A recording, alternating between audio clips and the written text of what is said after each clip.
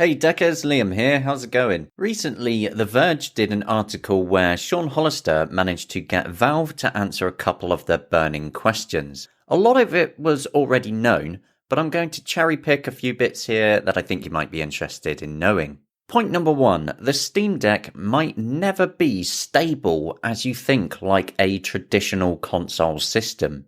This is probably one of the biggest points, and a point that I'm sure everyone with a Steam Deck knows. It's far from perfect. They said they're always going to be pushing updates and adding features, and as more people get one, naturally more bugs will get found and reported.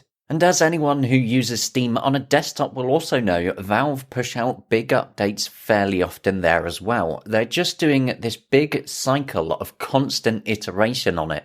This, of course, has upsides and downsides. We get a lot of new stuff quite quickly, some big features, but it's often rolled out with issues. The next point is that Valve hopes when they do release SteamOS 3 to everyone, that you will actually use it and to perhaps make your own living room Steam machine yourself. They're excited about that, and that other vendors might use SteamOS 3 with their hardware too, and they're even testing out additional living room concepts themselves. Valve originally failed pretty hard with the Steam machines when they originally came out, but they had to fall down hard so that the Steam Deck could rise up, and I'm keen to see what else they can come up with. And that directly links into Valve not seeing all of these more expensive handheld gaming devices coming out as competition, as they can easily see them as partners. And the reason why is obvious when you think about it. If Valve get more to use SteamOS 3 when it's out properly, they will get more money through game sales. And we all know that Valve plan to do another Steam Deck. They've said it themselves multiple times now. We don't know what they're going to call it, but let's just go with Steam Deck 2. The thing is, they're not currently looking to change it drastically, but it will mainly focus on the screen and battery life, which are perhaps two of the biggest sore spots.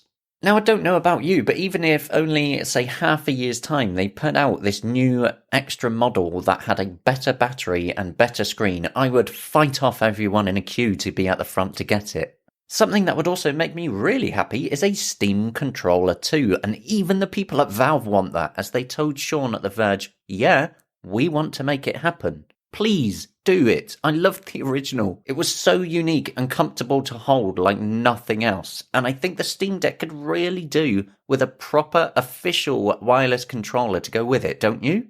And they could hook it up in a way so that when you've docked your Steam Deck, turning the controller on turns the deck on as well, and I would just be in heaven.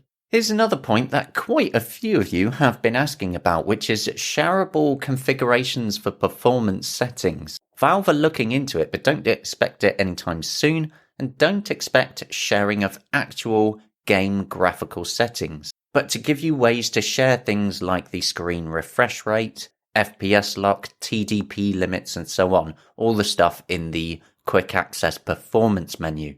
Now that would be super useful to stop you having to go over individual details in articles or videos that I and others tell you about. You could just go on your Steam Deck and download a ready-made profile, like you already do with Steam Input. Another huge one is that Valve are still working on the anti-cheat problem. I get a lot of comments about this nearly every day, and it just doesn't stop, and it's always the same answer. Easy Anti-Cheat and BattlEye are already supported and have been for quite some time, but it depends on developers enabling that support individually. Valve continue to work with developers about it, so if your favourite is blocked from working on Steam Deck due to the anti-cheat, bug the game developer, make yourself heard. One of my favourite points about this is that they are paying over 100 open source developers. Now, I knew it was quite a few, and I know who quite a few of them are, but I didn't think it was anywhere near as high as that. That is ridiculous. With the Steam Deck using SteamOS 3, which is a Linux distribution, they naturally want every part of it working well. So they pay people to work on graphics drivers, the Proton compatibility layer to run Windows games, and so much more. Now, you probably already know this, that they have sold well over 1 million Steam Decks by now, and I hosted a KDE video on this channel, which you'll see pop up in the corner, where one of the KDE developers confirmed that at a conference. And for those that don't know, KDE are the people who make the desktop mode. but there was a Steam Deck cake, and a keen eye will spot the 1 million noted on it on top. So hopefully you found that quick overview interesting. As always, a link to the full article will be in the description and easy to find.